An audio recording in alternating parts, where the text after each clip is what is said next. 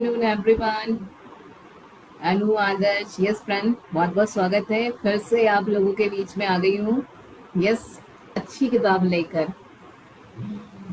क्या कहें जब स्वयं से बात करें, बहुत ही अमेजिंग बुक है, राइट। मुझे बहुत खुशी होगी इसे आप लोगों के साथ पढ़ने पर। तो बहुत बहुत स्वागत करूंगी फ्रेंड। इनके जो बुक आपने टाइटल मैंने बता दिया, राइट। ऑथर जो है वो है शैड हेल्मस्टेटर। बहुत ही अमेजिंग किताब है। मैं बहुत हैप्पी हूँ, एक्साइटेड हूँ, ब्लेस्ड हूँ कि मुझे बहुत अच्छा लगता है आप लोगों के साथ ये 10 मिनट दिन का चुरा कर साथ में किताबें पढ़ना बहुत पसंद है, राइट। तो thank you so much. Yes, welcome welcome. आप लोग बहुत अच्छे हैं। हर दिन समय जैसे मैं चुराती हूँ वैसे आप भी समय चुराते हैं फ्रेंड। तो किताब मैंने बताई, यस, क्या कहें जब स्वयं से बात करें। तो फिर से आप सभी का स्वागत है और मैं बहुत हैप्पी और एक्साइटेड हूँ। यस, चलिए देखते हैं।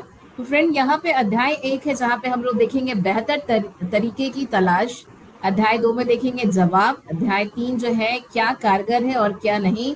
अध्याय 4 है नई खोज और अध्याय 5 है हम विश्वास करना सीखते हैं। और ज्यादा अभी आगे मैं आपको नहीं बताऊंगी, राइट। तो अध्याय 1, राइट, चैप्टर 1 हम लोग शुरू करते हैं। बेहतर तरीके की तलाश। जैसा कि आपको मैंने टाइटल बता दिया है, बहुत ध्यान से हम लोग बहुत आराम से पढ़ेंगे और बात समझते हुए आगे बढ़ेंगे। Welcome everyone. बेहतर तरीके की तलाश। जो कुछ भी है वो आप हैं। आपके विचार, आपका जीवन, आपके साकार होते स्वप्न। जो आप जो भी बनने का चयन करते हैं वह बन जाते हैं। आप उतने ही असीम हैं जितनी यह अंतहीन दृष्टि, राइट। हम में से अधिकतर लोगों का जीवन बेहतरीन होना चाहिए। हम सबने सुन रखा है कि जीवन हमें ढेर सारी नियामतें देता है और हमारे पास अपने सपने साकार करने तथा प्रतिदिन हंसी खुशी के साथ सफल जीवन जीने के अंतहीन अवसर होते हैं। हम में से अधिकतर लोग कम से कम एक सफल नौकरी या कैरियर, एक अच्छा पारिवारिक जीवन और पर्याप्त आर्थिक सुरक्षा चाहते हैं या उसकी आवश्यकता अनुभव करते हैं। हम यह बात अच्छी तरह से जानते हैं कि हमें अपना उचित हिस्सा मिलना चाहिए और इसे प्राप्त करने का हमें पूरा अधिकार है। Yes, welcome everyone. बहुत ही अच्छी किताब है। मैं बहुत एक्साइटेड हूँ, आप लोगों के साथ इसके पढ़ने का मौका मिला है मुझे, राइट। ऐसा क्यों है कि कुछ लोग अधिक खुश, कुछ अधिक उत्पादक और अधिक संतुष्ट रहते हैं। ऐसा क्यों है, राइट। ऑथर ने यहाँ लिखा है ऐसा क्यों है, किस चीज से फर्क पड़ता है। यहाँ पे सवाल पूछ रहे किस चीज से फर्क पड़ता है।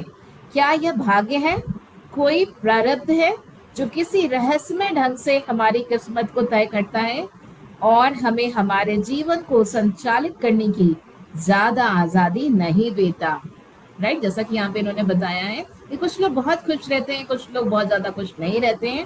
तो ऐसा क्या है, क्या हमारे जीवन की बागडोर हमारे हाथों में है। ये भी एक सवाल के रूप में पूछा गया है। और यदि हम अपने जीवन की बागडोर को नियंत्रित कर सकते हैं या हमें ऐसा करना चाहिए तो गड़बड़ कहाँ हो जाती है, राइट। अगर बागडोर हमारे हाथ में है तो गड़बड़ कहाँ हो जाती है, वो क्या है जो हमें रोक रखता है। यदि हम सचमुच बेहतर प्रदर्शन करना चाहते हैं, अपने मनचाहे ढंग से रहना चाहते हैं और अपने जीवन के प्रत्येक क्षेत्र में, राइट, अपने जीवन के प्रत्येक क्षेत्र में अपने मनचाहे ढंग से रहना चाहते हैं और प्रत्येक क्षेत्र में प्रतिदिन अधिक संपन्न और सफल होना चाहते हैं, तो वो कौन सी दीवार है जो हमारे रास्ते में बाधा बनकर खड़ी हुई है, राइट। वो कौन सी दीवार है। तो आइए थोड़ा थोड़ा करके हर दिन बहुत खूबसूरती से हम लोग जानेंगे फ्रेंड। बहुत ही अमेजिंग किताब है। व्यवहारिक संभावनाओं से भरा असीमित जीवन। आप एक ऐसे जीवन की कल्पना करें जो रोजमर्रा की बाधाओं और अवरोधों, मुश्किलों और झंझटों के सामने घुटने न टेकता हो, राइट।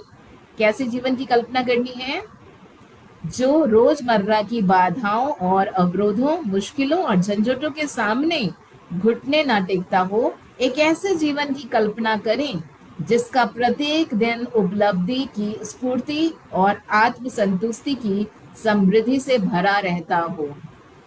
कोशिश करिएगा आप लोग इस किताब में मेरे साथ जो भी जानेंगे, सुनेंगे, समझेंगे, प्रैक्टिस जरूर करिएगा फ्रेंड। राइट, एक ऐसे जीवन की कल्पना करनी है हमें जिसका प्रत्येक दिन उपलब्धि की स्फूर्ति और आत्मसंतुष्टि की समृद्धि से भरा रहता हो। मुझे इस प्रकार का जीवन काफी समय तक किसी अव्यवहारिक स्वप्न जैसा लगता था, एक कार्डबोर्ड बॉक्स की भांति जो दिव्य सपनों और हसरतों से भरा हो, आशाओं, वादों, अपेक्षाओं और उपलब्धियों से भरपूर।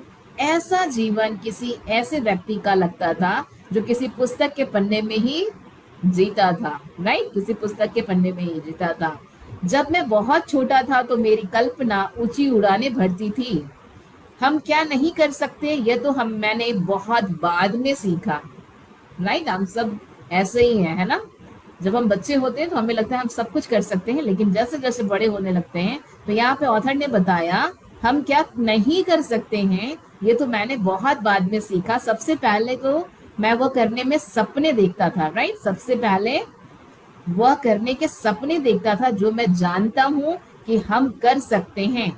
मुझे याद है बचपन में गर्मी के मौसम में मैं रात की ठंडी नम घास पर पीठ के बल लेट जाता था और मेरा मन ऊपर आसमान में छितरे झिलमिलाते तारों की गहराइयों में डूब जाता था।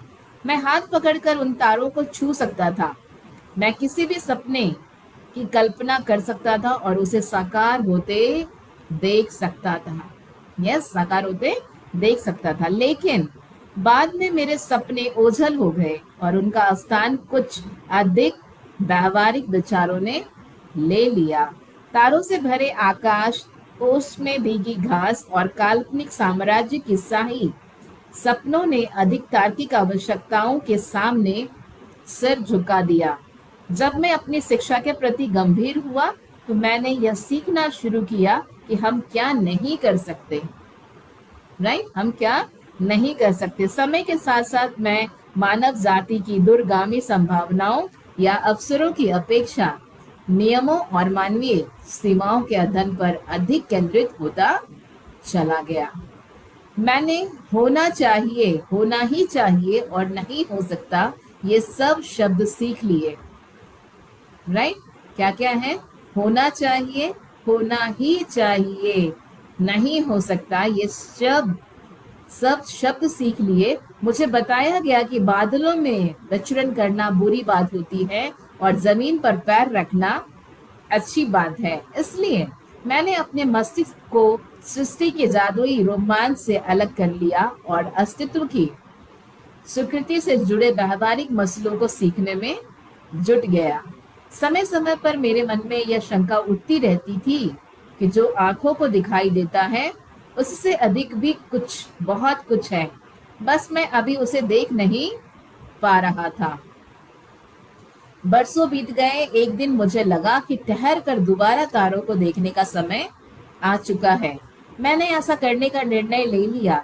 उस छोटे से निर्णय ने मेरी और मेरे जीवन की दिशा बदल दी।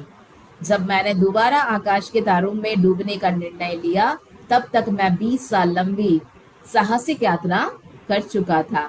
मैं खेतिहर ग्रामीण परिवेश से निकलकर न्यूयॉर्क के मेडिसन एवेन्यू की अटलांटिकाओं वाले दफ्तरों में पहुंच चुका था। मैं गेहूं के खेतों वाले शान देहात से सूट बूट वाले वकीलों और मार्केट्स के साथ मोल भाव करने वाली टेबल तक पहुंच गया था। यह लंबी साहसिक यात्रा मुझे बर्फ से ढके मिडवेस्टर्न कॉलेज कैंपस और पाश्चात्य विश्वविद्यालयों के ताड़ वृक्षों की लंबी कतार वाली सड़कों पर ले गई। उस दौरान मैं दोबारा उसी प्रकार सोचने और स्वप्न देखने लगा जैसे बरसों पहले बचपन में किया करता था। यदि हम कर सकें तो क्या होगा? मैं हैरान हुआ। यदि हम पता लगा सकें कि हमें कौन सी चीज रोक रही है और हम उसे वहां से हटा सकें तो क्या होगा? यदि कोई उत्तर हो और किसी दूसरे ने सही जगह पर उसकी तलाश न की हो तो क्या होगा? यदि हम में से कोई भी किसी भी वक्त हाथ बढ़ाकर तारों को छू सकता हो तो क्या होगा? मैंने अपनी खोज का पहला भाग मानव व्यवहार के अध्ययन से आरंभ किया। एक ऐसी चीज है जिसमें हो सकता है कि आपको डिग्री मिल जाए लेकिन इसकी समझ फिर भी ना आ सके। यह एक ऐसी चीज है जिसे युवाओं के मुकाबले अधिक उम्र वाले लोग ज्यादा जानते हैं, राइट, ज्यादा जानते हैं। तो आज के लिए इतना ही फ्रेंड। बहुत थोड़ा थोड़ा पढ़ेंगे हम लोग, बहुत समझ समझ के पढ़ेंगे। बहुत ही अमेजिंग किताब है। आगे बहुत कुछ ऐसा है जो हमें और आपको सीखना होगा और सीखने से हम बेहतर लाइफ कर पाएंगे अपनी। Thank you so much everyone.